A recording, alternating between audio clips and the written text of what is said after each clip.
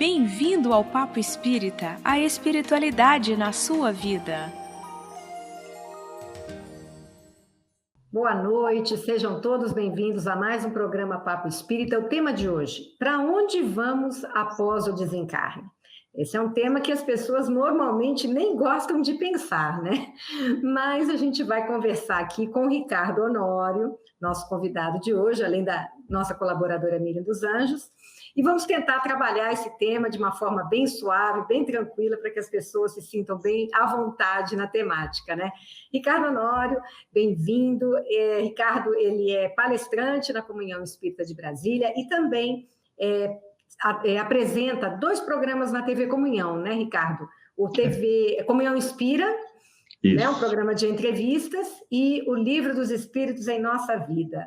Tudo bem, Perfeito. Ricardo? Bem-vindo. Tudo bem, Ana. Muito obrigado mais uma vez. É uma satisfação grande poder voltar ao Papo Espírita, contribuir, apesar das nossas limitações, com o esclarecimento daqueles que nos ouvem. E esse tema de hoje, como você disse, apesar de ser um tema que algumas pessoas gostam de evitar ou não gostam de abordar, mas é um tema extremamente necessário, faz parte da nossa vida. Querendo ou não, um dia nós vamos passar por essa experiência, seja lá ela qual for, né? E a doutrina espírita, ela tem uma forma de abordar isso bem mais tranquila do que a gente imagina, né? Então, a primeira coisa que a gente pensa é que nenhum desencarne é igual ao outro. Muitas pessoas passam para o mundo espiritual após grandes enfermidades, longas enfermidades. Outras partem repentinamente, né? Às vezes num acidente, de uma forma inesperada. Mas a gente sempre fica pensando como é que essas pessoas estão do outro lado, né? Lá na nossa verdadeira pátria espiritual. E queria que você explicasse um pouquinho. Uma coisa que a doutrina ela deixa bem claro é que ninguém parte para o mundo espiritual e dá um salto evolutivo, né, Ricardo? Explica como é que é isso. É interessante, Ana. Eu acho que faz parte do imaginário das pessoas, principalmente daquelas que não adentraram ainda ao conhecimento espírita, e algumas pensam que quando a gente passa para o outro lado, quando a gente morre ou desencarna, qualquer que seja o nome que se utilize, as pessoas se angelizam, né? Se tornam anjos, ou que se tornam um capetinha também, sem jeito, né? E a doutrina espírita, ela nos explica isso de maneira muito lógica, muito racional, dizendo que a vida após a morte ou após o desencarne é uma continuação da vida que nós temos aqui. Tanto que tem um ditado popular que eu acho ele interessante, aquele que diz assim: tal vida, tal morte. Ou seja, a vida após o desencarne, ela é uma continuação da vida que nós temos aqui. E daí a importância de nós não nos preocuparmos com a vida depois da morte, mas devemos nos preocupar com a vida antes da morte, porque a vida depois da morte vai ser tão somente uma consequência natural ou uma sequência natural daquilo que nós já vivemos hoje no nosso dia a dia. Então, principalmente, atentar para os nossos pensamentos e os nossos sentimentos. E por que eu chamo a atenção para esses 2 fatores? Porque os comportamentos, quando nós estamos aqui encarnados, eles são moldáveis, né? Por exemplo, neste momento aqui agora, eu posso fazer uma cara de bonzinho e vocês vão acreditar que eu sou bonzinho, porque é o que vocês estão vendo. Mas vocês não têm como saber o que está aqui dentro, qual é o meu sentimento, o meu pensamento diante de vocês. Quando a gente desencarna, a gente perde bastante essa condição de simular os nossos sentimentos. Nós ficaremos expostos. Então, quando a gente não se preocupa muito com os nossos pensamentos e os nossos sentimentos, ao passar para o outro lado, eu diria que a gente pode se sentir meio nu. Nu porque as pessoas vão estar percebendo, as pessoas que eu digo, os espíritos desencarnados que estarão conosco, principalmente aqueles de uma elevação mais acentuada, eles vão perceber que nós não somos aquilo que nós queremos demonstrar que somos, né? Então, repetindo, enquanto estiver aqui, a gente consegue simular, mas do outro lado, nem tanto. Por isso que devemos atentar para os nossos pensamentos e sentimentos. Oh, pois é, né, Ricardo? Quando você falou, achei tão interessante, porque é tão importante a gente dar tão pouca valorização para a questão dos nossos pensamentos e do que nós estamos sentindo, né? Às vezes a gente está tão voltado para fora, para os nossos objetivos da nossa vida material, que mal pensamos em nós, né? Como é que nós estamos relacionando internamente. E essa questão de pensamento, como é uma energia, né? Da mesma forma que, embora a gente encarnado consiga dissimular comportamento, como você falou, né? Aparento ser boazinha e não sou, né? Que as nossas companhias espirituais percebem esse não boazinha que não sou, que faço de conta. Da mesma forma, também acontece no mundo espiritual, quando a gente desencarna. Por afinidades vibracionais, nós vamos nos encontrar com os nossos semelhantes, né? Então, isso é muito importante, isso que você nos trouxe, para que a gente repense, reveja, observe como nós estamos agindo em questões de pensamento, dos nossos sentimentos, de como estamos agindo, né, na vida. Exatamente, Miriam. E isso é de uma importância tal.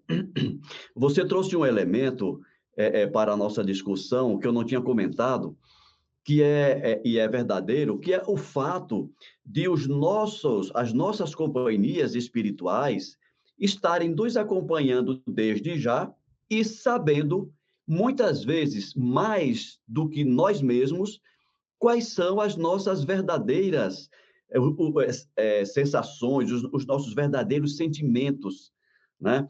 Porque de tanto a gente simular ser bonzinho, a gente começa a acreditar que nós somos bonzinhos mesmo.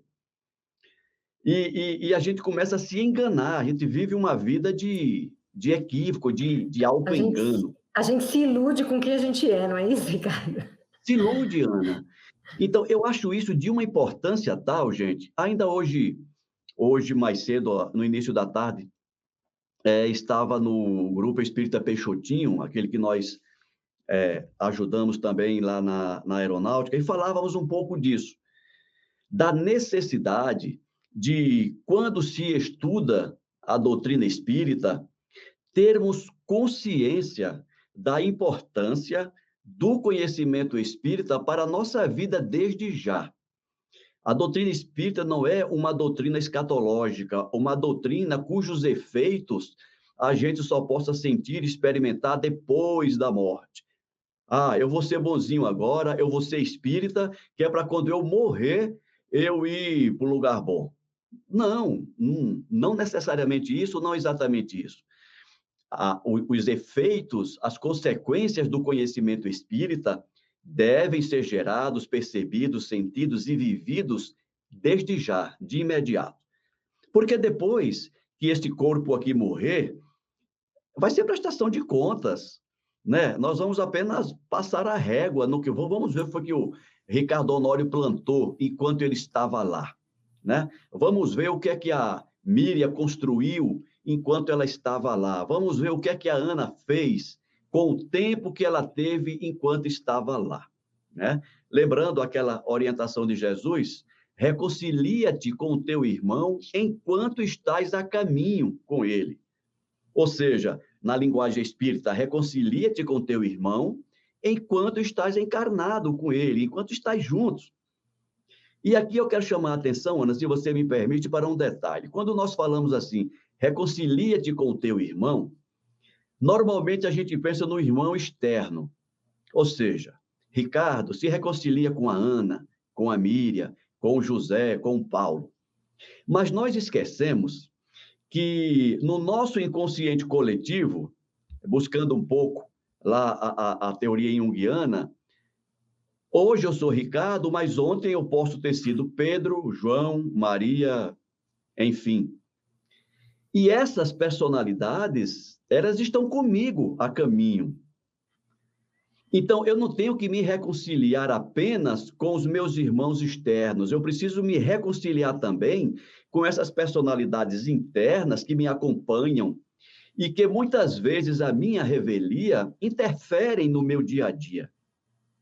Então, a gente se preocupa muito com o obsessor externo, né? Usando essa palavra obsessor, que é muito comum no meio espírita, e muitas vezes nós podemos ter um obsessor interno, que nos castiga, que nos oprime, e a gente não percebe isso.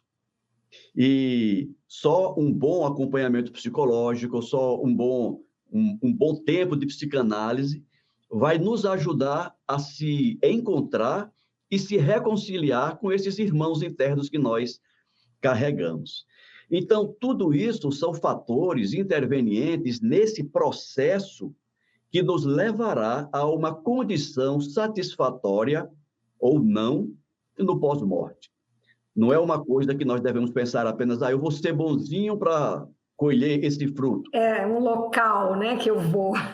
Exato, Ana. É um pouco mais complexo, eu diria. É complexo no sentido de que exige um pouco mais de atenção para que o resultado seja aquele que nós esperamos.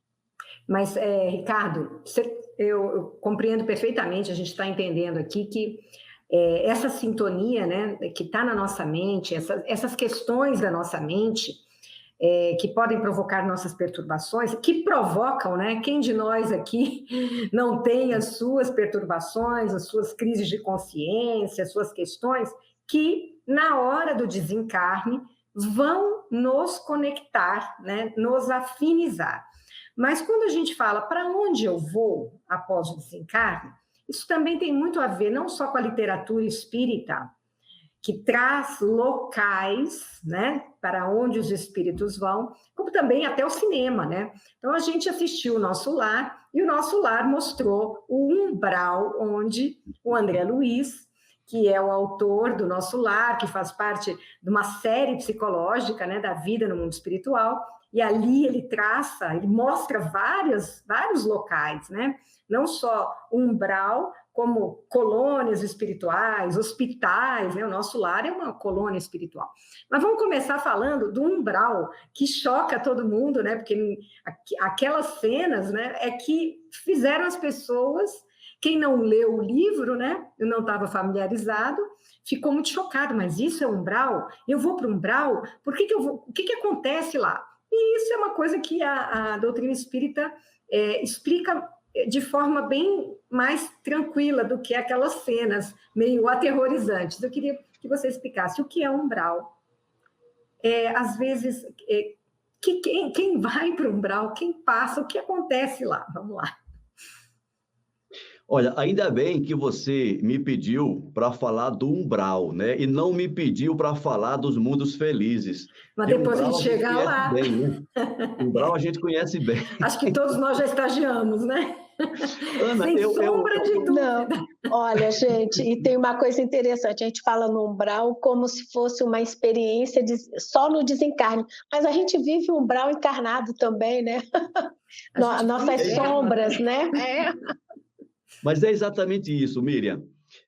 Tem um detalhe, tanto na obra, no livro, nos livros do André Luiz, que foi representado no filme, tem um detalhe que as pessoas não dão conta.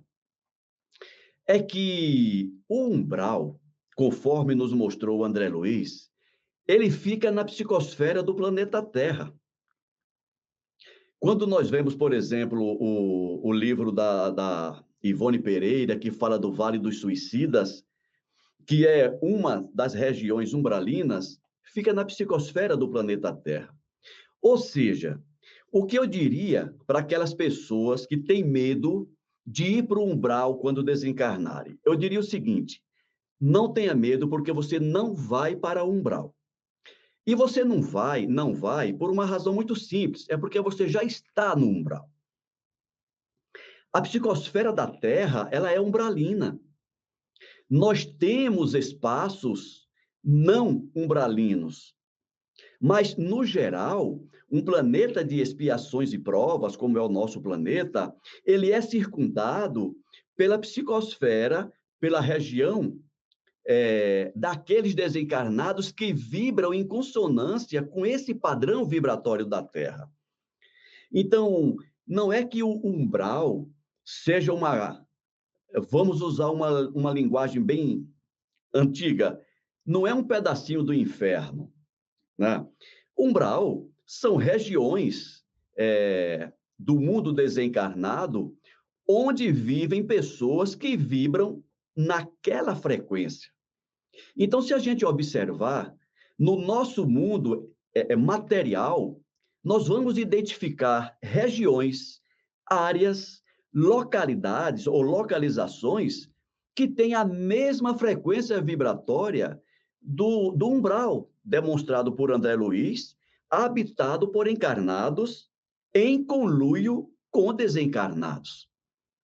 E quando a gente vai para os umbrais, na imagem do André Luiz, o umbral dos desencarnados, ele é também alimentado pelas formas mentais dos encarnados que vibram naquela frequência, né? Então, o que é que eu estou dizendo?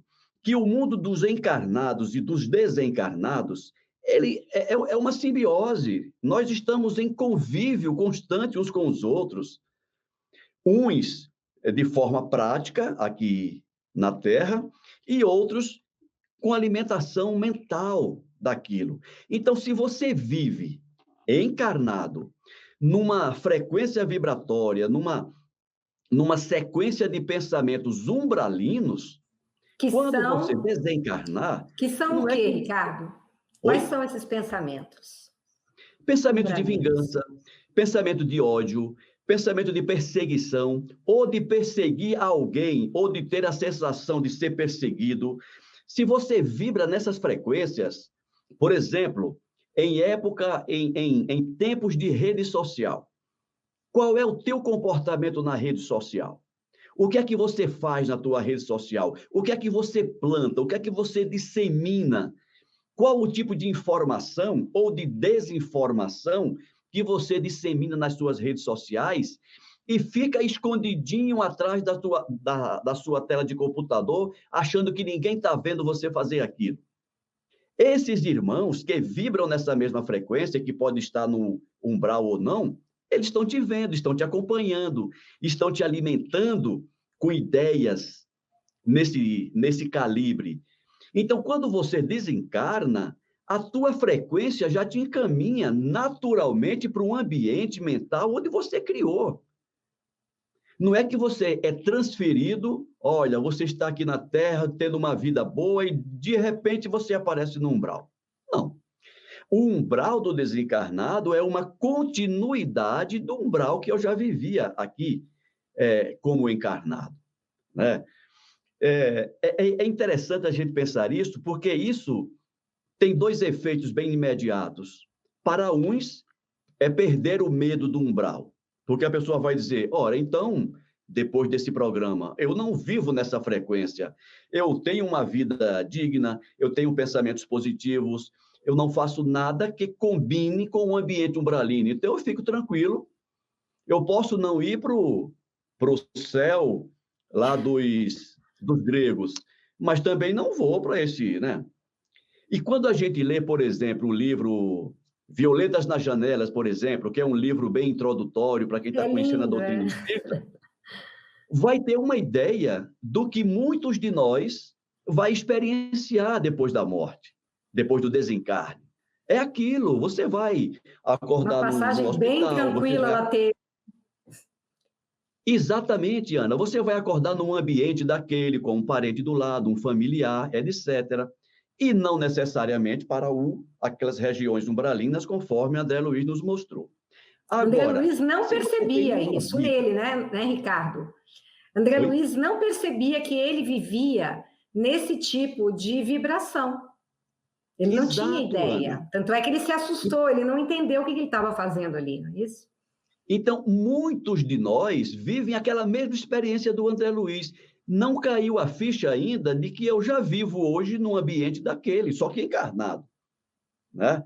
Então, se você não quer ir para um ambiente daquele, se corrija desde já, observa que é que você anda pensando, o que é que você anda fazendo, o que é que você anda falando, porque são essas coisas que nos ligam com aquele tipo de energia, com aquele tipo de vibração. Ricardo, você falou das redes sociais, me lembrei aqui que a gente às vezes não tem noção, né?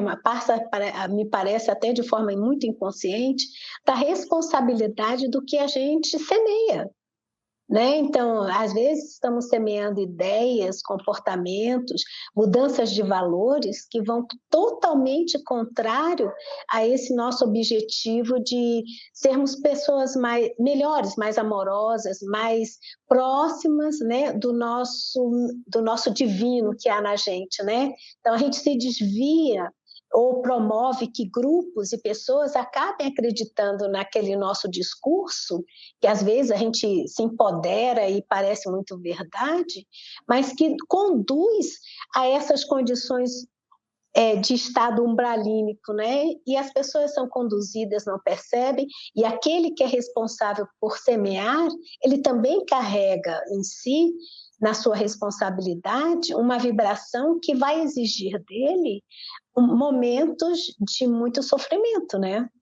E, ao mesmo tempo, me lembra aqui também no livro do André Luiz, do Nosso Lar, que nosso lar, que a gente, né? Eu quero ir para o nosso lar, né? Nós espíritas, a referência é o nosso lar, né? Parece tão lindo, né? Naquele maravilhoso, filme. Maravilhoso, maravilhoso. Mas a gente também não percebeu, ou a gente deixou passar batido, que o nosso lar está no umbral, não está em outra zona, né? E também tem outros postos, também os postos de socorro, né? Outras colônias. Eu acho que aí vou deixar que você nos traga, né, esses esclarecimentos a esse respeito, Ricardo. Mas você lembrou muito bem, Miriam. E nós falamos agora há pouco da psicosfera da Terra, né?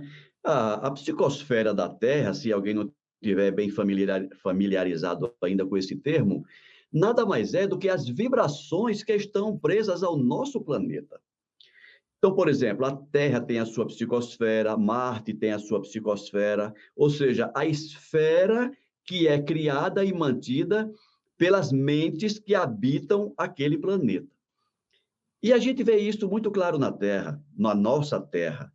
Nós temos pessoas que vibram muito negativamente, mas temos pessoas que fazem coisas maravilhosas. E essas energias, elas não se combinam. Então, se eu penso negativamente, e vamos imaginar como negativamente qualquer coisa que não seja construtiva, e outra pessoa que pensa positivamente, e vamos entender que que vibrar positivamente são todas aquelas coisas que se constroem, isso cria dois ambientes díspares, que não se combinam. Então, esse ambiente negativo a gente chama de umbral, e esse ambiente não negativo, positivo até, são as colônias que nós vamos encontrar por aí afora, que nós conhecemos bem em nosso lar, mas nós sabemos que em volta do planeta existem milhares de colônias espirituais, respeitando, inclusive, as culturas regionais de cada povo, para que, ao desencarnarmos, nós não nos sintamos num ambiente completamente diverso do nosso. Por exemplo, eu, como brasileiro, com a minha cultura nordestina, desencarno e vou parar lá no Japão. Olha que choque de cultura não vai ser, não é? Então, tem um livro que eu não lembro o nome agora, talvez vocês saibam, que nos traz a distribuição de várias colônias espirituais sobre o território brasileiro.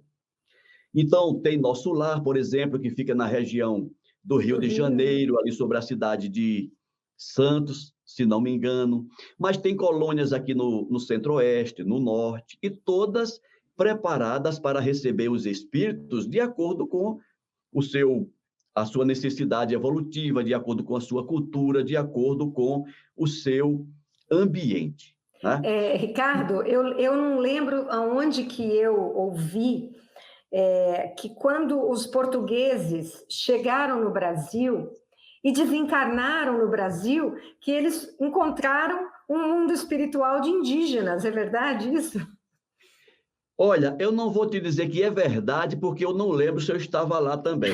Mas você já ouviu Mas eu já li sobre isso, essa história? né? Inclusive, Nosso Lar, se não me falha a memória, foi criada por portugueses Na desencarnados, época, né? Que né? como eles estavam desencarnando aqui, para não terem que ir para Portugal, para as colônias na Europa, criaram, obviamente com a orientação dos mentores espirituais, criaram a colônia Nosso Lar e outras mais que foram sendo criadas para atender essas demandas do novo mundo que estava se formando, no caso do Brasil e de outros países da América também. Então, eu acho que é um conhecimento interessante para a gente ter uma ideia, para a gente não ficar viajando nessas ilusões daquilo que a gente ouve. Tem muita história da carochinha por aí, né, que surge para amedrontar as pessoas. Mas tem muita Então, para coisa na essas literatura pessoas, espírita que fala, né, isso, que fala de postos de socorro, que fala de proteção dessas colônias espirituais para ataques dos mundos, né, das regiões trevosas, se fala em regiões trevosas. Então, eu queria que você explicasse, porque na cabeça das pessoas, quando começam a ler essa literatura espírita, elas se perguntam, muitas não têm estudo, né, da doutrina, mas começam a ler, ou às vezes estão assistindo nos filmes, né, porque está tendo muitos filmes a respeito. E aí as pessoas se perguntam, para onde eu vou? Eu vou para um hospital? Eu vou para uma colônia? Eu vou para uma região trevosa? Fala um pouquinho mais sobre cada um desses locais. Que, claro, a gente entendeu que são locais imantados, né? Não tem como dizer, Ana, para onde é que você vai? Para onde é que eu vou? Para onde a Miriam vai? Tem um ditado, Ana, que diz o seguinte: onde está teu pensamento, aí está teu coração. Tem uma cena do filme Nosso Lar, que consta no livro, obviamente, que, de certa forma, responde essa sua pergunta. Aquela cena que mostra quando o André Luiz já estava ambientado em Nosso Lar, já estava trabalhando, e aí ele pede permissão para ir visitar a família. Lembram disso? Sim. E o que é que acontece quando o André Luiz tem a permissão, ele vai até a casa dele e quando chega na casa dele, encontra a ex-esposa com o segundo marido. E o que é que acontece? Ele se revolta, ele tem uma raiva tão grande que quando ele percebe, ele já está no umbral de novo. Exato. E aí os mentores fazem novamente o seu resgate da região umbralina e ele percebe que estar no umbral é uma questão mental, é uma questão de vibração. O que é que fez ele voltar para o umbral? A raiva que ele sentiu de ver a ex-esposa com o novo marido. Então, o sentimento que ele teve naquele momento o remeteu novamente para o umbral. Então, se alguém me perguntar hoje, quando eu morrer, para onde é que eu vou? Eu vou para o umbral? Eu diria assim, deixa chegar a hora da sua morte para eu ver qual é o seu sentimento, que aí eu posso dizer para onde é que você vai ou não. Porque Nossa, agora não dá para dizer, né? Sim. é verdade. E tem uma coisa interessante também, né, Ricardo e Ana? A gente às vezes pensa que vai só para o umbral, mas às vezes a gente está tão apegado às pessoas que ainda permanecem encarnadas, ou na nossa condição social, na nossa condição econômica, né, nos nossos bens, que nem para o umbral, vamos dizer assim, né, se a gente pode imaginar, né? A gente vai, a pessoa fica presa naquela casa, né? Isso a gente escuta de relato de irmãos que desencarnaram, né? Então ficam presos, acompanham aquela pessoa, né? Por uma questão de apego, sem entender que com a continuidade da vida, os amores não morrem, ou então ficam presos nas suas crenças, né? Dormindo até o juízo final, por exemplo, né? Esperando que alguém os resgate. E isso é importante também da gente reavaliar, né? Nesse momento que a gente está conversando sobre para onde vou, depois do desencarne. Ficam apegados a vinganças também, né? A amores. Explica um pouquinho sobre isso, Ricardo. Miriam, você tocou num ponto importante. Eu também tenho a oportunidade de dirigir um grupo mediúnico, e eu diria que 95%, chutando, né? 95% dos irmãos desencarnados que nós recebemos não estão no umbral. Eles estão ailures, eles estão por aí. Isso que você acabou de dizer.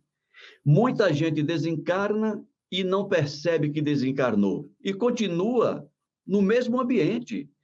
Muita gente que desencarna não percebe que desencarnou, não aceita que desencarnou e consegue correndo atrás dos seus interesses. Então, por exemplo, é comum nós ainda recebermos em reuniões mediúnicas senhores de engenho que ainda estão lutando por suas posses, grandes proprietários de inúmeras propriedades, diversos ramos, que continuam brigando com os descendentes porque não lhes dão ouvido, porque não seguem mais suas orientações, obviamente porque não escutam, e continuam nessa pegada vida afora, né? Então, eu não saberia dizer efetivamente se é pior ou não, mas pelo nível de sofrimento que nós percebemos nesses espíritos, eu acho que não se diferencia muito do sofrimento das regiões umbralinas. Porque imagina você chegar na sua casa e ninguém te dá ouvido, né? Aí daqui a pouco você vê o seu marido com outra esposa lá na sua casa. Isso é um sofrimento terrível, né? Você acompanhar os seus filhos fazendo bobagem, vida fora, e você não consegue fazer nada, né? Então, a preocupação de não ir para o umbral é válida, mas deve ser válida também a preocupação de, ao desencarnar, não ficar por aí, vagando, como se diz, né?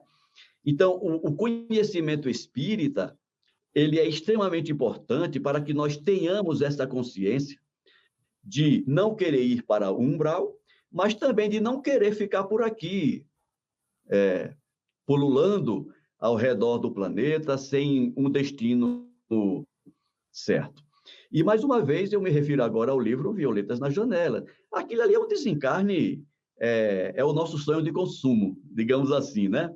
É você desencarnar de forma tranquila, de forma suave, ter aquela recepção. Isso para falar de um desencarne, no nosso nível de evolutivo, nós não vamos pensar ainda no desencarne como o do Paulo de Tarso, que foi recebido pelo próprio Cristo. Chico Xavier também, né? O próprio Chico Xavier, que foi recebido pelo Cristo, e outras, além de outras entidades superiores, não está no nosso nível ainda esse tipo de desencarne. Não nos esforçamos tanto ainda, né? Desculpe, Ricardo, eu quero dizer assim, nós não nos esforçamos tanto, né? Não chegamos lá ainda. Mas, pelo menos, a gente pensar em construir um momento do desencarne harmonioso, tranquilo, sem raiva, sem sentimento de vingança, sem revolta. A revolta é um componente muito forte em algumas pessoas ao desencarnarem, ou porque não querem desencarnar, ou porque se acham injustiçados diante da vida. Então, são essas coisas que nós precisamos trabalhar para que, quando chegar a nossa hora, a gente faça a passagem de forma tranquila, de forma harmoniosa, sem tanto sofrimento. Isso é muito importante o que você fala, porque muitas vezes a gente ouve falar a gente tem notícias, né? Por exemplo, uma pessoa que tira a própria vida. A gente não sabe dizer se todas elas vão para o Vale dos Suicidas, que está na literatura espírita, né? É difícil isso, né? Para uma pessoa imaginar que um ente querido seu vá para uma região dessas. Mas quando você observa que é uma região de cuidado, né, de proteção até daquelas pessoas que estão extremamente perturbadas, né, e cometeram esse ato, você começa a olhar de uma forma diferente, né? Você pode explicar um pouquinho sobre isso? Porque muita gente se pergunta, né? Ana, você tocou num ponto extremamente importante, porque a gente sabe que a vida espiritual, ela não é cartesiana. Ela não é pão, pão, queijo, queijo, como se diz alguns, né? Ah, se fez isso, vai acontecer isso. Se fez isso, vai... Não é assim. É óbvio que nem todo suicida vai para o Vale dos Suicidas. Eu estou tentando lembrar aqui o nome, não estou conseguindo. Tem um centro espírita que fica na cidade de Icó, lá no Ceará. Esse centro surgiu a partir do desencarne de uma jovem mediante suicídio. 6 meses depois do suicídio, ela estava dando mensagem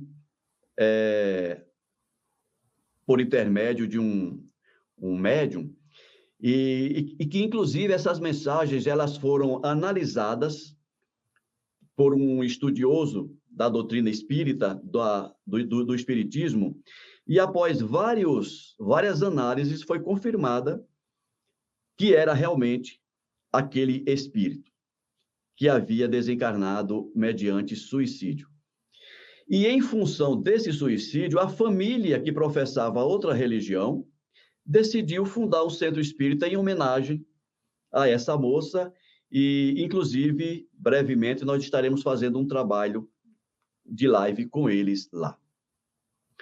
Isso mostra o quê? Que a misericórdia de Deus, ou melhor, vou dizer de outro jeito, nós não vivemos pela justiça de Deus, nós vivemos por sua misericórdia. Deus não é aquele juiz implacável que está esperando, cometeu suicídio, manda para o vale do suicídio, esse não presta. Não é isso, Deus é amor, Deus é misericórdia. Quais foram as condições que levaram essa pessoa a cometer esse desatino?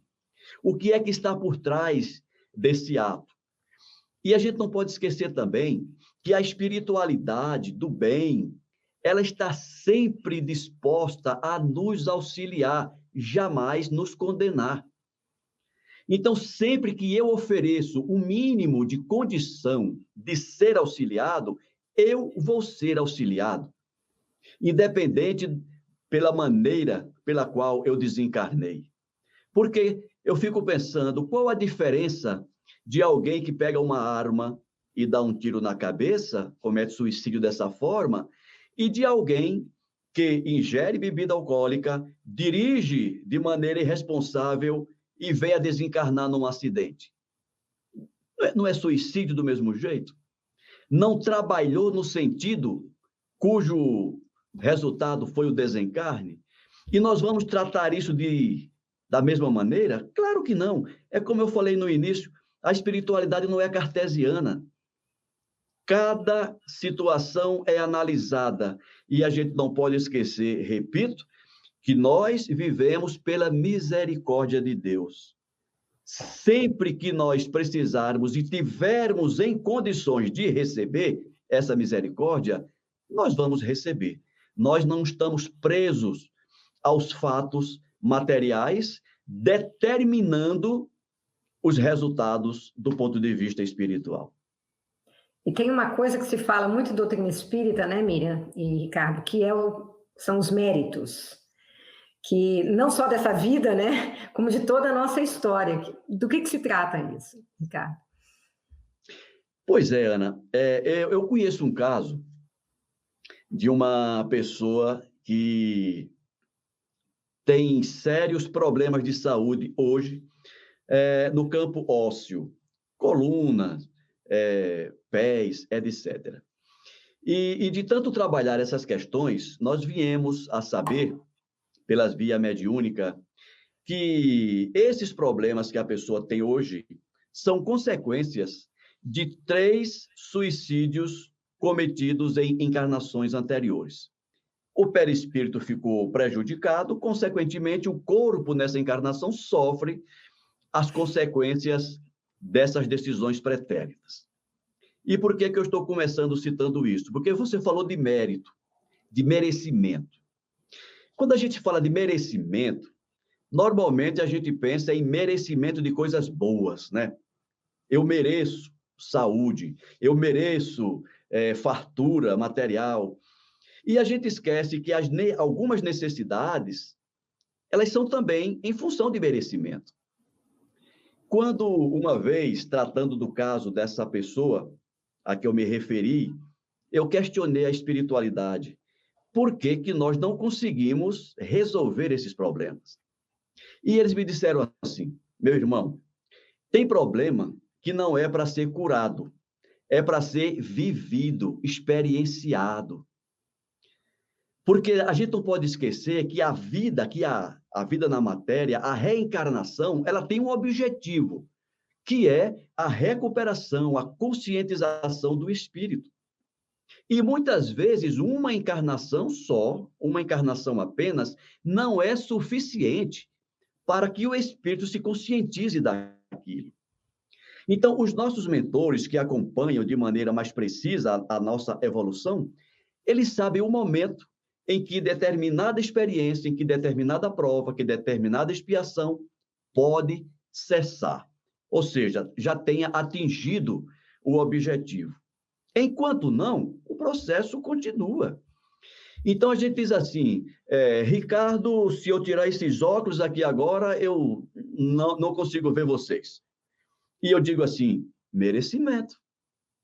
Eu mereço uma vista deficitária hoje, muito provavelmente em função do uso que eu fiz no passado. Um exemplo bobo. Mas, como eu falei agora há pouco, a gente vive pela misericórdia de Deus.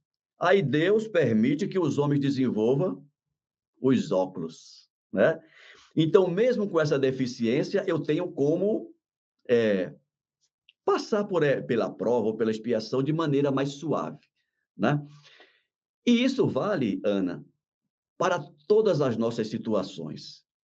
Para aqueles que cometeram suicídio, para aqueles que cometeram o erro de não agir no momento quando deveriam agir por omissão, né?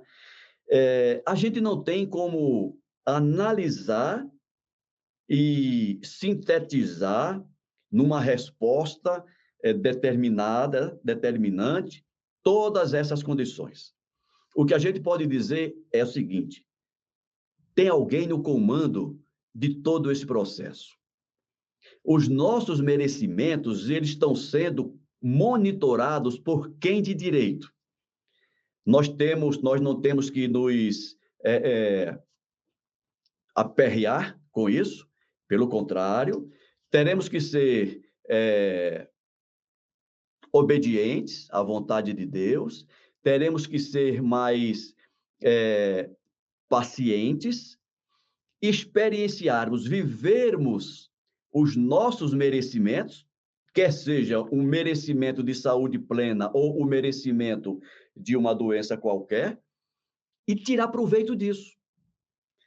E quando eu digo tirar proveito, é o seguinte: alguém, o exemplo, por exemplo, olha que coisa, né? Mas o exemplo daquele nosso irmão considerado o gigante deitado, esqueço o nome dele agora, se vocês lembrarem, que tem até um livro, quando ele brincava com as suas próprias deficiências, né? Miriam, como é o nome dele, Miriam?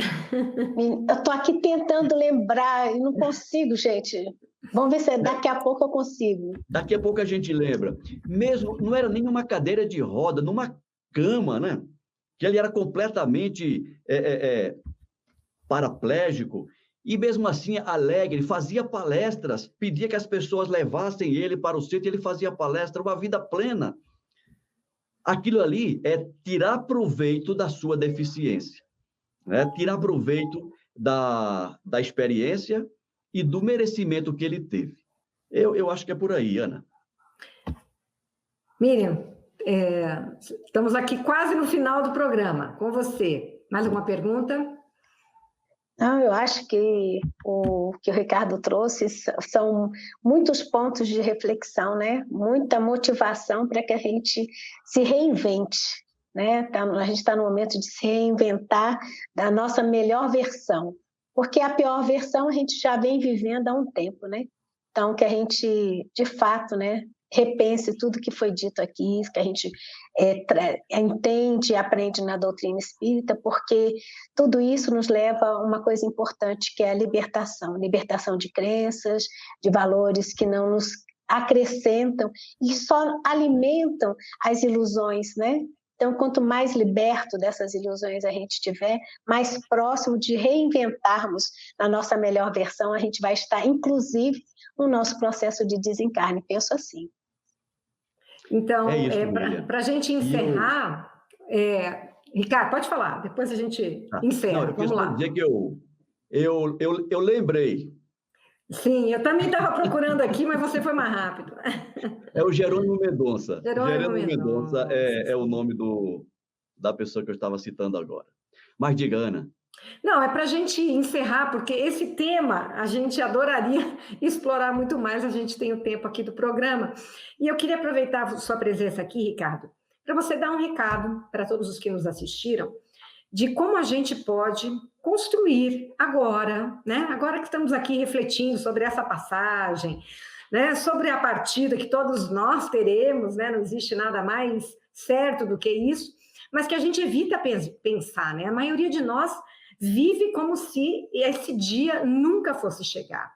Só que muitas vezes a partida de uma pessoa próxima a nós, de forma muito inesperada, nos alerta. Puxa vida, como a vida pode ser breve, né? Como tudo pode mudar em 5 minutos. E eu não estou esperando por esse momento.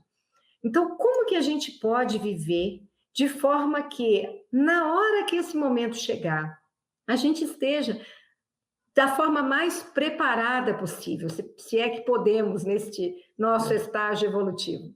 Conta para a gente, explica para o nosso telespectador. Ana, como você disse, estar preparado para esse momento, não sei se a gente pode trabalhar nesse sentido, mas pelo menos estarmos conscientes. Se a gente viver pensando que esse momento nunca vai chegar, ou como se esse momento nunca fosse chegar, nós estaremos sendo candidatos a grandes sofrimentos, porque nós poderemos ser surpreendidos sem estar nada preparado para aquilo. Se não pode ser totalmente preparado, mas ter algum preparo é necessário. E que preparo seria esse? Informação. E aí a doutrina espírita, ela é pródiga nesse sentido. Nos informarmos. E pelo menos este programa que vocês planejaram, eu acho que ele vai ajudar muita gente. Aqui a gente se prepare psicologicamente, porque sempre que a gente vê, como você disse, alguém próximo indo, deve acender uma luzinha aqui dizendo, opa, então eu estou na fila também, né? Se ele ou ela foi, eu posso ir também. E se fosse eu hoje, como eu faria? Como eu me apresentaria? Como eu reagiria? Então, informação. Vamos estudar a doutrina espírita. E eu costumo dizer sempre o seguinte, Ana e Miriam, e todos que nos ouvem. Estudar a doutrina espírita, gente, não tem nada a ver com a sua religião. Você pode ter a sua religião e estudar a doutrina espírita. A gente não pode esquecer que o Kardec não criou religião nenhuma. Ele criou uma doutrina que explica a vida do ponto de vista espiritual. É tanto que no conceito que o Kardec deu para a doutrina espírita não consta a palavra religião. Ele disse que a doutrina espírita é uma ciência de observação e uma filosofia com consequências morais. Então, essas consequências morais, ou nessas consequências morais, é onde estão a religiosidade da doutrina espírita. Mas isso não impede de você ter a sua profissão de fé religiosa e estudar a doutrina espírita. Porque, independente de religião, o fato espiritual, ele é transversal. Ele vai atingir todos nós, independente da nossa religião. Então, você pode ter a sua religião e estar preparado para esse momento do desencarne, da passagem para o mundo espiritual, estar preparado com as informações colhidas na doutrina espírita. E por que isso? Porque, infelizmente, nem todas as religiões preparam os seus fiéis para esse momento, né? É uma preparação, assim, superficial, mas só a doutrina espírita é quem põe o dedo nessa ferida, como se diz. A doutrina espírita é quem vai a fundo, é quem explica os fatos, como eles ocorrem, as consequências dos fatos, como nós podemos agir diante desses fatos. Então, o que eu diria, Ana, para os nossos ouvintes é isso. Viva sabendo que a qualquer momento nós poderemos ser chamados. Mas enquanto não for chamado, viva. E o que é viver? É praticar o bem, é seguir aqueles ensinamentos que Jesus nos deixou. Se a gente viver preocupado em seguir os exemplos do Cristo, consequentemente, nós teremos uma passagem mais tranquila, porque nós teremos uma consciência tranquila do dever cumprido. E repetindo, e para finalizar, informação. Vamos nos informar. Não se preocupe com a sua religião. Continue seguindo a sua religião, mas estude a doutrina espírita. Se permita conhecer a realidade espiritual conforme ela é demonstrada pelo Espiritismo. É exatamente o que a literatura vasta, né, da doutrina espírita nos proporciona. Então, quando você abre essa portinha, não só em Kardec, como também nas obras do Chico, nas obras do Divaldo, é um arcabouço gigantesco que a gente tem para ir conhecendo, se familiarizando e tornando essa ideia do mundo espiritual mais próxima, né?